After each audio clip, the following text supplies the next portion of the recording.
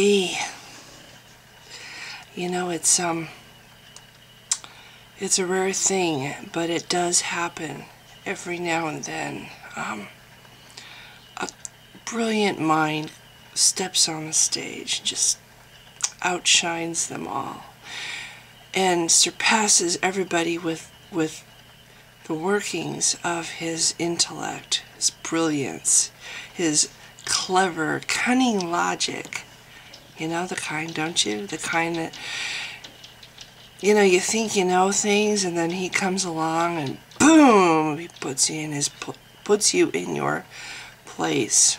Yeah, well, I never thought I would find an apologist who actually could sway me as an atheist. You know, somebody who could just dazzle me with his intellect as much as this guy. You know, this makes Psi 10 Bruggencat just like, you know, he's nothing by comparison. Or what's his face? I can't even think of his name anymore. God, I can't think of the name of this guy. It's funny. Okay, well, Matthew 4:19 is another one that's in the same camp. And I can't think of.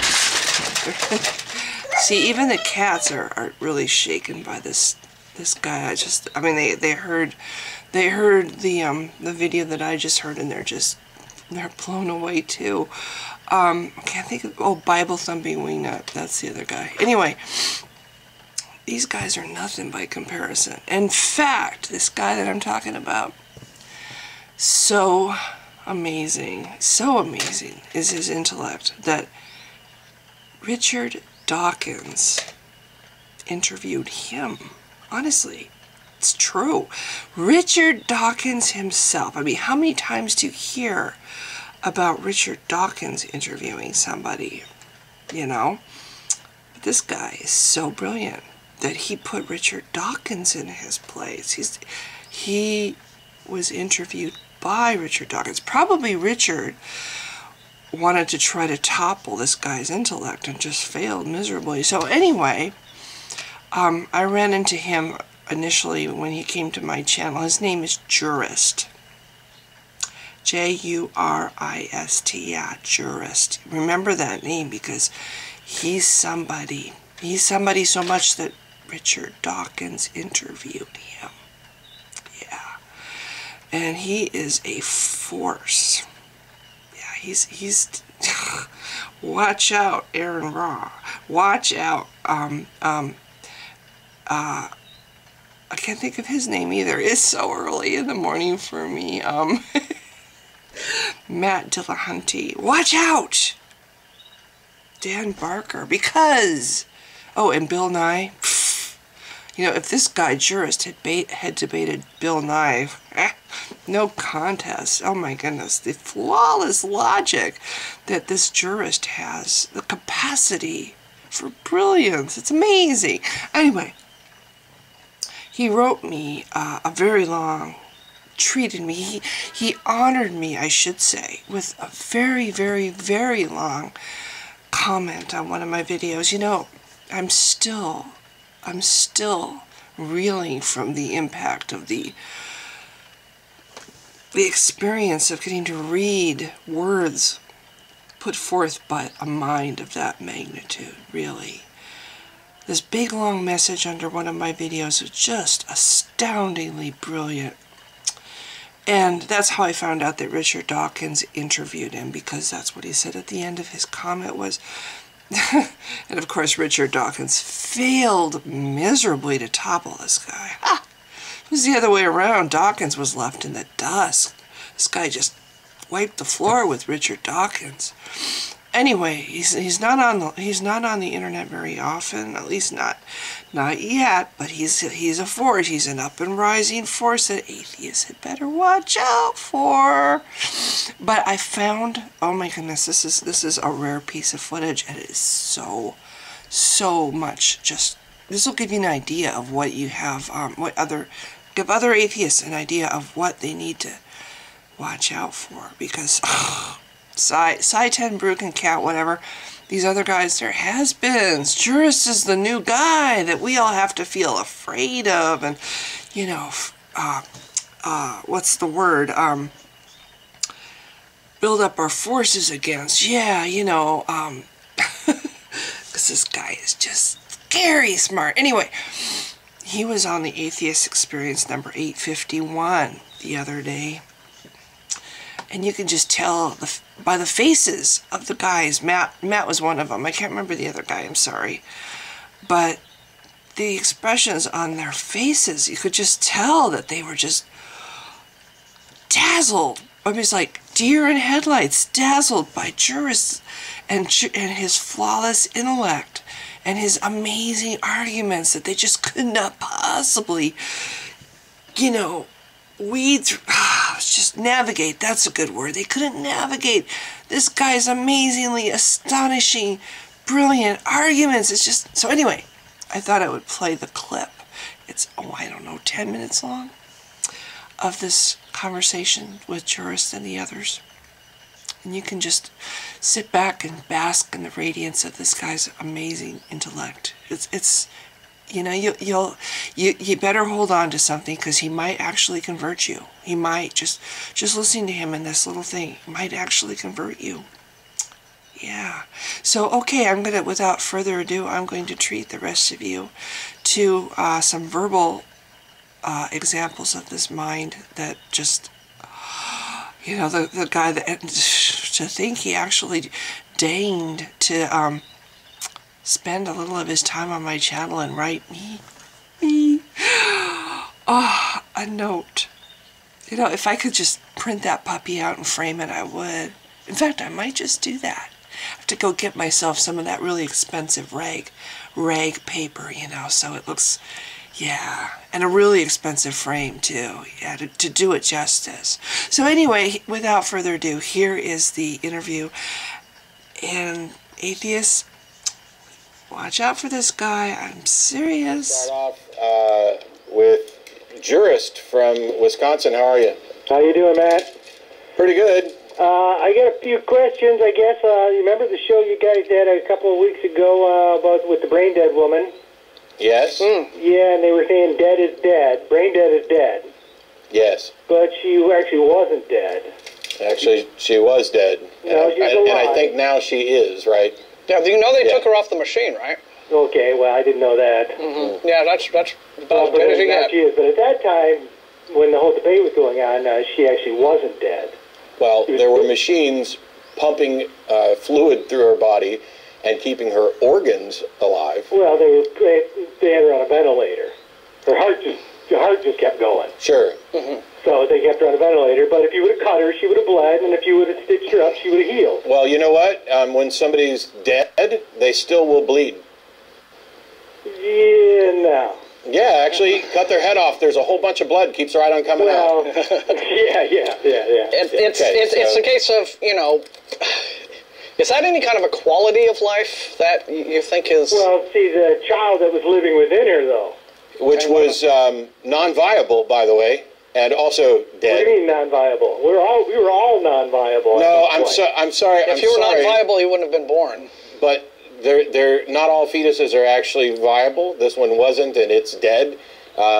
You seem to have this really kind of simplistic notion of what life is and what counts. But anyway, you know, you had emailed us with all sorts of points, and you have other questions over here. So go ahead and get to whatever you called about. Okay, what is atheism based on? Well, it depends. Not all atheists are atheists for the same reasons. Well, Can I finish my answer? Yeah, sorry. Yeah. Some are atheists because of reason and skeptic, a critical evaluation of various God claims that they've determined have failed to meet their burden of proof. I'm sure there are plenty of atheists who are atheists for really bad reasons. See, I don't agree with Matt in this one. It's like, how can you be an atheist for a bad reason? Either you believe in God or you don't believe in God, and if you don't believe in God, you're an atheist. You don't really need to have a reason. It's a fact. It's a condition of non-belief. Nobody has convinced you, so you're an atheist. So it's not like you have a reason, really. You just don't believe because you haven't been convinced. So for this small point, I didn't really agree with Matt. reasons that aren't, logically sound and aren't based on a rational consideration of the claims. But I don't see where that matters that much, because the burden of proof is on the claim that there is a God. Well, I'm not saying whether or not it's logical or not here. What I'm saying is your worldview logical? Because you can't use reason and logic to prove reason and logic. Well, actually, you kind of can. But I understand the problem you see with it. I don't understand why you're raising this point, though. Well, because it's inherently circular. So you can't say that your worldview is logical. No, and reasonable. You're confusing the fact that you cannot demonstrate the completeness of this. But as far as practical demonstrations of what's reasonable and logical, it's about internal consistency, and since it's all consistent with the universal experience, and because we can demonstrate the absurdity of the logical absolutes not being true. Is that absolutely true? Yes. Well, then you just demonstrated there is the truth. Okay, I don't know why you're objecting to that. Did I claim there wasn't? Yeah, you just said you can logically demonstrate that there's absurdities to absolute truth.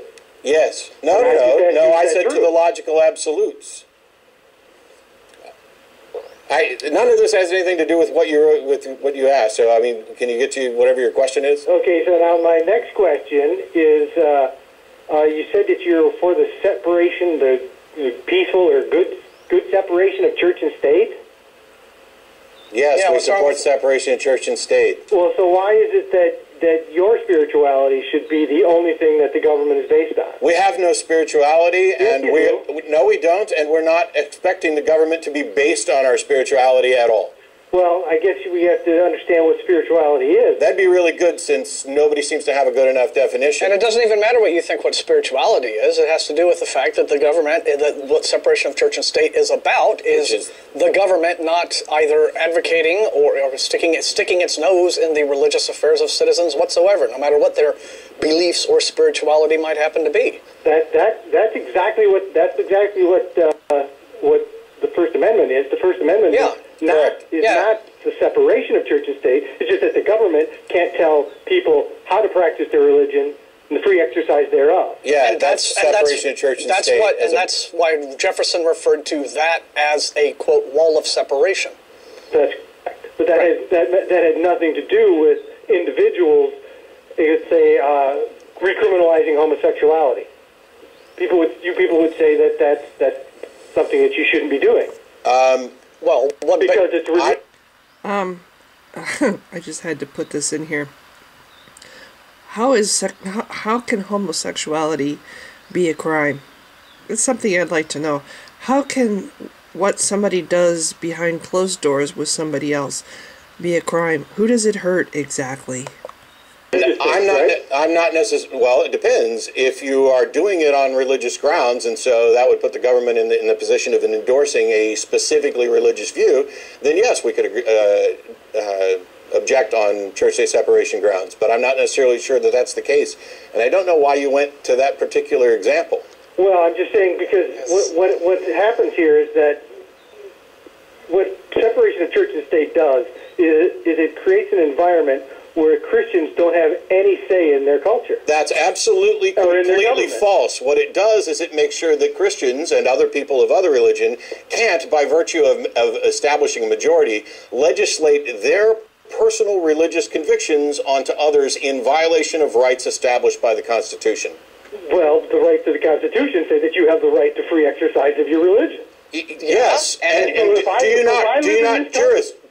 not realize that is not an all-encompassing statement, that person A's exercise of their religious beliefs can come into conflict with person B's exercise of religious beliefs? And James Madison pointed out that the only valid interference of government and religion was to settle disputes between religions over issues like that.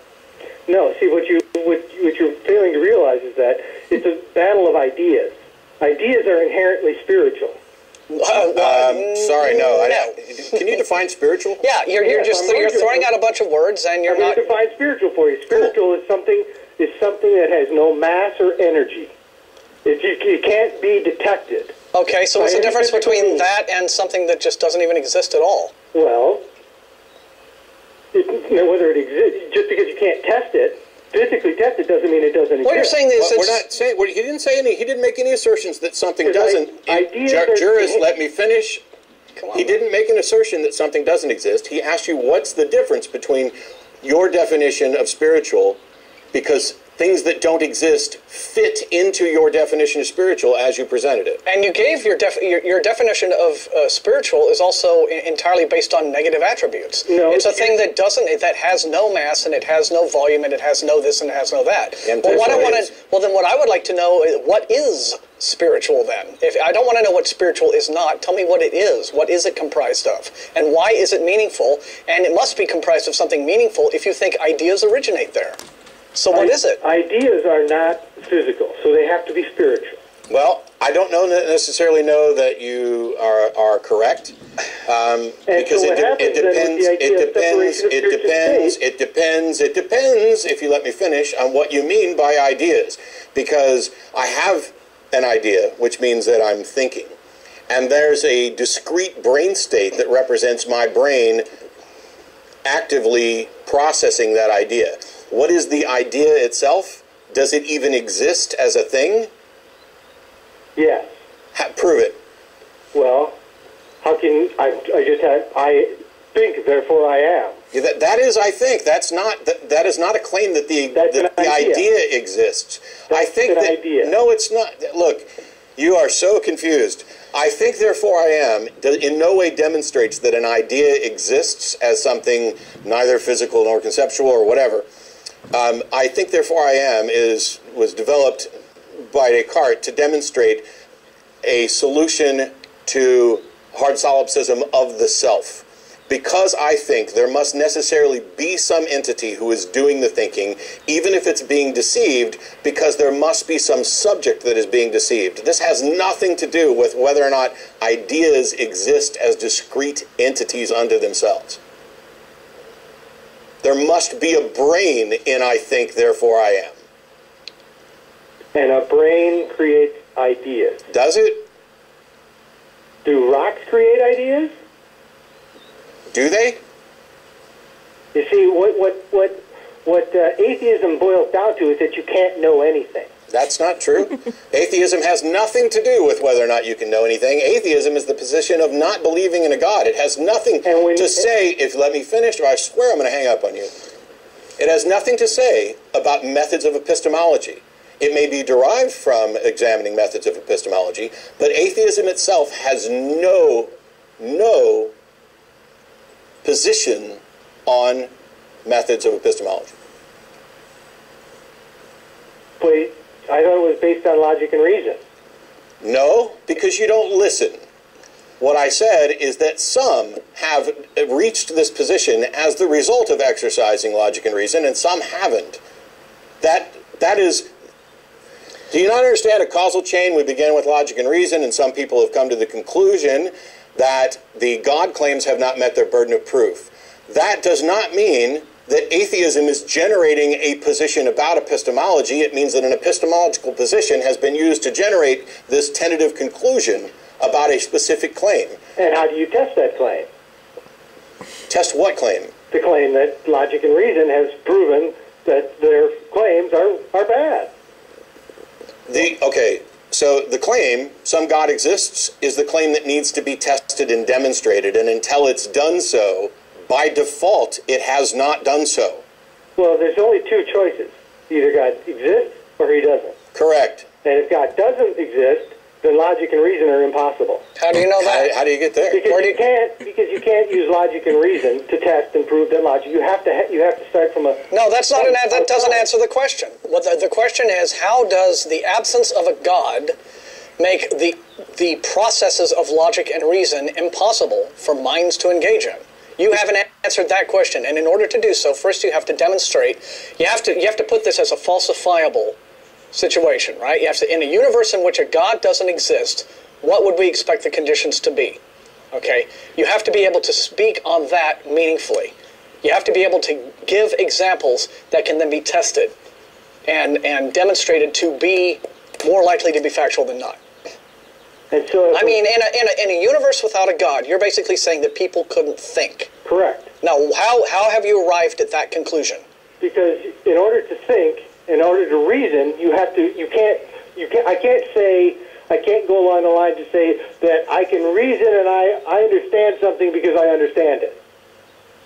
Well, first off, why couldn't you exactly? I mean, how does the act of understanding make the process of understanding incomprehensible? I mean, we learn by doing things. We learn by interacting with our world, and there's a whole field called epistemology, as Matt just pointed out, which is about understanding the processes by which we derive knowledge.